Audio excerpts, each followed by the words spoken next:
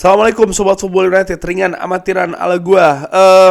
Ada hal yang ingin gua bahas di video kali ini, yaitu terkait dengan ada video ya. Gue ingin menjelaskan juga tentang video lainnya, itu adalah football heritage. Nah, atau warisan sepak bola yang ada di Manchester United. Mungkin Sobat Football United sudah pernah menyaksikan video ini ya, dari Jose Mourinho.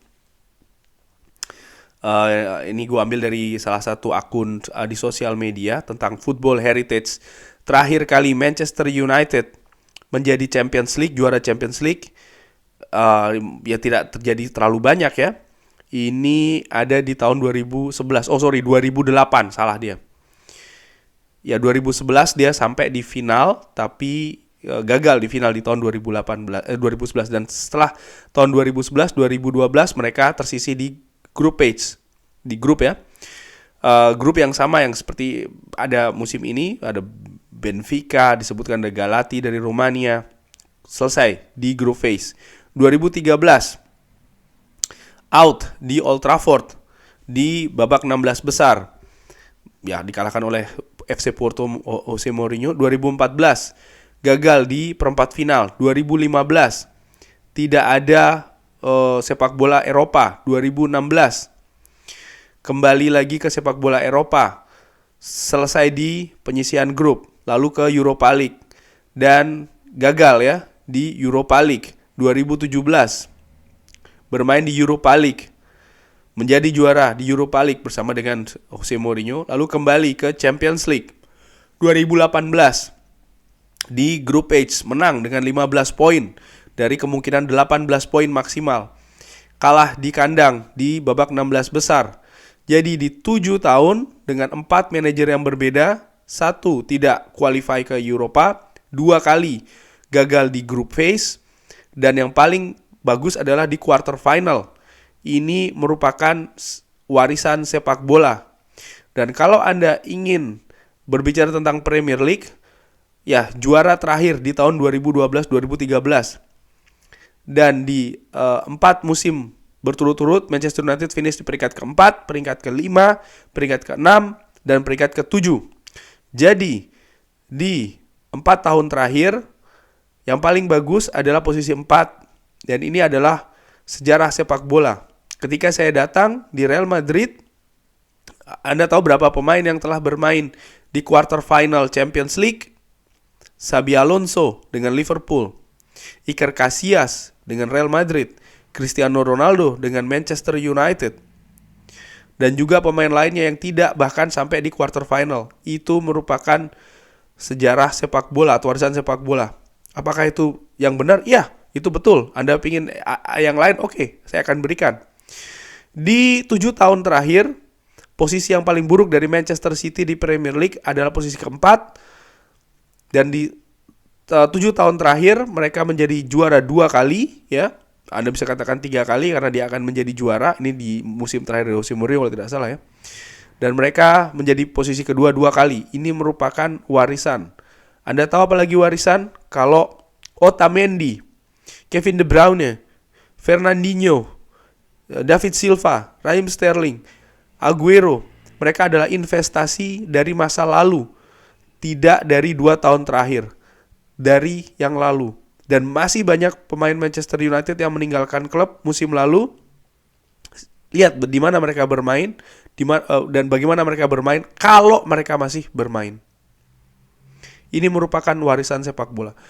Ya, apa yang dikatakan oleh Jose Mourinho ini menurut gua masih relevan dengan situasi Manchester United saat ini, walaupun sudah berganti CEO, sudah berganti manajer, pasti jelas ya. Di perkataan terakhir itu jelas melihat bagaimana kualitas pemain-pemain Manchester United, di mana mereka sekarang bermain. Apakah mereka masih bermain? Salah satu contoh terbesar, Paul Labile Pogba. Didatangkan dengan harga berapa? Bagaimana dia bermain di Manchester United? Di mana sekarang dia bermain? Apakah dia masih bermain? Lalu juga pemain-pemain lain seperti Edinson Cavani contohnya. Di mana sekarang dia bermain? Dan masih banyak lagi pemain-pemain. Ini menunjukkan bagaimana juga bobroknya rekrutmen dari Manchester United. Dan ini kan yang disinggung oleh Gary Neville mengenai sistem rekrutmen di Manchester United yang buruk. Lalu bagaimana Manchester United mendatangkan pemain-pemain? Yes, ada beberapa pemain, gue tidak bilang semuanya ya, ada sebagian besar pemain yang memang datang sesuai dengan keinginan Erik ten Hag. Tyrell Malacia, Lisandro Martinez contohnya, Anthony, Mason Mount. Di mana mereka sekarang? Musim ini hampir semuanya nama-nama tersebut absen karena cedera. Kenapa mereka bisa cedera? Bagaimana unsur fisik dari Manchester United, artinya departemen fisik ya, departemen kesehatan katakanlah demikian dari Manchester United, sehingga pemain-pemain pilar ini bisa cedera dalam jangka waktu yang bersamaan.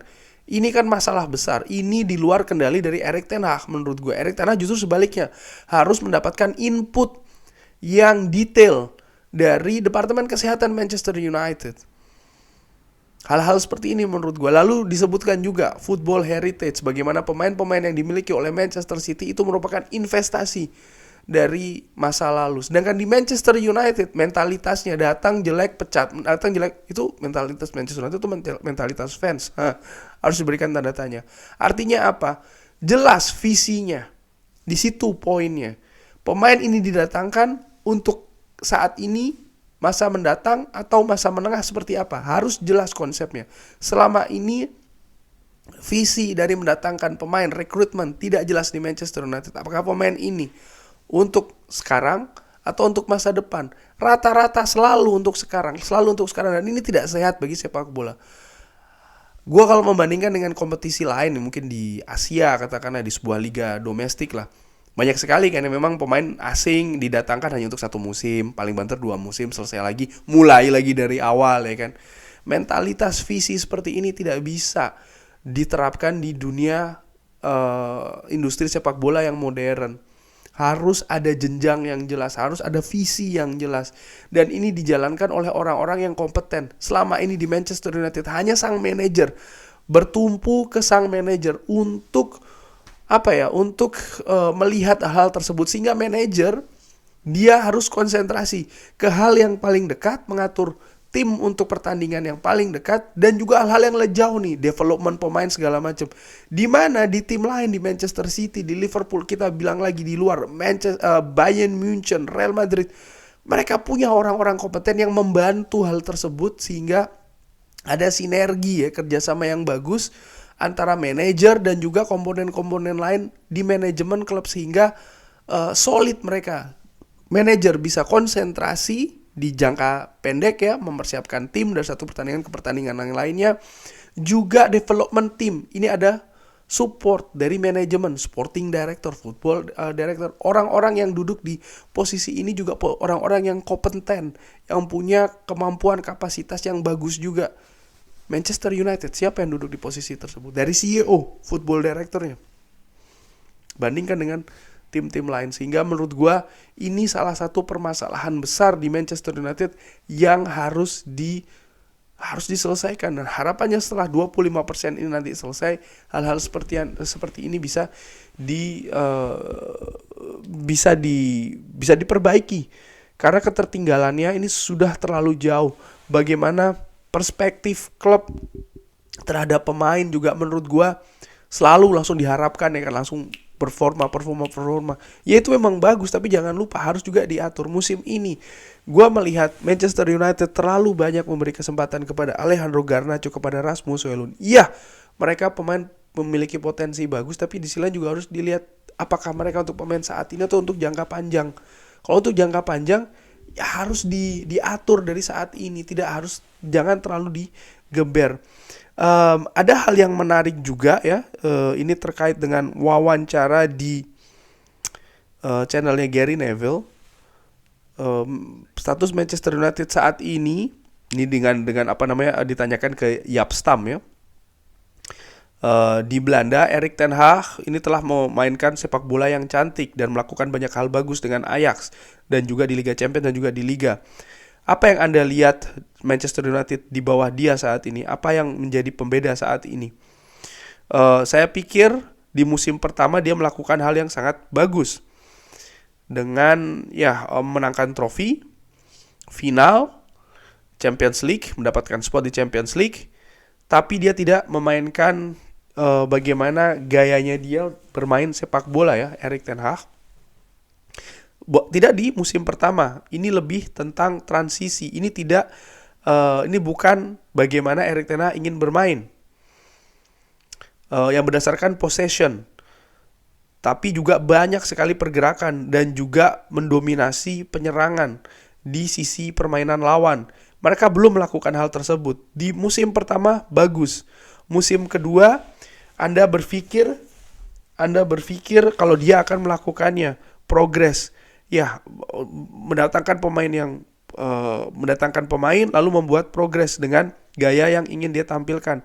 Dan ya, masih mendapatkan hasil, tapi Anda lihat dari gaya permainannya dia ya, apa yang telah dia lakukan di Belanda dan juga di Champions League yang sangat bagus dengan Ajax. Intinya apa? Ada gaya permainan yang Jaap Stam lihat ini bukan gayanya Erik ten Hag gitu loh. Walaupun di musim pertama yang dikatakanlah sukses bersama dengan Manchester United, ini bukan gayanya Erik ten Hag. Gayanya Erik ten Hag tuh lebih ke possession, lalu juga lebih ke mendominasi sepak bola dan juga sepak bola yang menyerang. Dan ini belum dilakukan di Manchester United. Dan gue ingat ya, Jaap Stam ini pernah menjadi pelatih dari Feyenoord dan kalau tidak salah sempat menghadapi Ajaxnya Erik ten Hag. Jadi dia tahu betul. Dan menurut dia ini bukan gayanya Erik ten Hag. Erik ten Hag ingin membangun sepak bola yang berbeda. Sekarang pertanyaannya, bagaimana mungkin Erik ten Hag belum bisa membangun hal ini? Ini contohnya ada di video ini. Sorry. Bagaimana Ajax ya bermain possession, sangat enak sekali bola mengalir. Di video di bawahnya Manchester United berapa sentuhan gagal. Sementara di Ajax sangat mengalir. Ya. Ini komponen-komponen pemainnya berbeda. Lihat, sangat nyaman sekali mereka bermain satu sentuhan. Sementara di Manchester United tidak bisa. Dan menurut gue ini salah satu hal yang menunjukkan bagaimana memang kualitas pemain yang saat ini ada masih belum bisa memadai untuk bermain sepak bola yang Erik ten Hag katakan. Dan tidak mengejutkan, Erik ten Hag di salah satu wawancara mengatakan kalau dia tidak bisa menerapkan apa yang diterapkan di Ajax di Manchester United karena banyak hal yang berbeda. Tapi di sisi lain ini kan sangat disayangkan karena banyak fans ketika pada saat itu lebih menginginkan Erik ten Hag yang datang ke Manchester United, yang dilihat kan permainan di Ajax. Sementara Erik ten Hag justru mengatakan dia tidak bisa. Ya mungkin belum bisa harapan gue ya. Karena sekali lagi sih, bagaimana cara bermain Manchester United selama ini dari sisi pergerakan saja, dari sisi fisik jelas berbeda. Untuk melakukan sepak bola yang fluid, yang cair dibutuhkan pergerakan yang banyak. Pemain harus banyak sekali bergerak, meminta bola, mencari ruang kosong ya kan. Dan ini mengingatkan gue musim lalu ketika Manchester United kalah 4-0 menghadapi Brentford. Di situ setelah pertandingan Erik ten Hag meminta pemainnya lari ya kan. Dan ini bukan hal yang biasa dilakukan. Di situ gue melihat memang bagaimana Manchester United selama beberapa musim kebelakang ini memiliki gaya permainan yang berbeda. Sehingga ya secara pragmatis juga mungkin Erik ten Hag menilai ya dia tidak bisa secara langsung menduplikasi apa yang dilakukan di Ajax di Manchester United. Harus ada selangkah demi selangkah ya, perbedaan yang terjadi ini harus diperbaiki, harus diperkecil gapnya. Dan ini bukan hanya soal di atas lapangan di Carrington saja, tapi hal yang ditampilkan di atas lapangan. Kenapa pemain ini bisa bermain seperti itu? Menurut gue juga ini terkait dengan rekrutmen, terkait dengan visi klub ya kan. Banyak hal yang memang harus diperbaiki di Manchester United, dan ini merupakan hal yang dari atas sampai dengan bawah yang fundamental yang harus diperbaiki di klub. Intinya mengganti manajer bukan jawaban menurut gua, karena manajer yang baru yang pastinya datang akan membawa konsep yang baru lagi, tapi yang dihadapi sama ya kan, pemainnya ini saja, itu saja. Dan bahkan saat ini pemain ini kan juga sedang dalam proses berganti sesuai dengan apa yang diinginkan oleh Erik ten Hag secara sesungguhnya. Belum seluruhnya. Kita lihat bagaimana Anthony Martial baru akan musim panas tahun depan ya kan selesai. Donny van de Beek, Jadon Sancho, mungkin gua nggak tahu ya kabar Rafael Varane dan pemain-pemain lain yang memang butuh waktu dan juga kesabaran ya, setahap demi setahap sebelum nanti ya apa yang sebenarnya diinginkan oleh Erik ten Hag itu akan hadir, akan datang gitu. Erik ten Hag bukan pelatih yang miskin taktik, gue tidak sepakat dengan hal tersebut. Dan Manchester United juga sudah sering mendatangkan pelatih dengan kaliber besar ya, Louis van Gaal, Jose Mourinho, tetap mereka gagal. Karena menurut gue, ya ternyata permasalahannya bukan di manajer loh, permasalahannya mungkin di pemain. Dan pemain pun juga bukan menjadi muara terakhir. Karena kenapa pemain ini bisa datang, siapa yang mendatangkan, itu juga menjadi salah satu problem besar di Manchester United. Kurang lebih demikian ngobrol ringan. Bagaimana menurut Sobat Football United? Ada tanggapan berbeda bisa drop di kolom komen. Terima kasih sudah menyaksikan. Jangan lupa like, subscribe. Wassalamualaikum warahmatullahi wabarakatuh.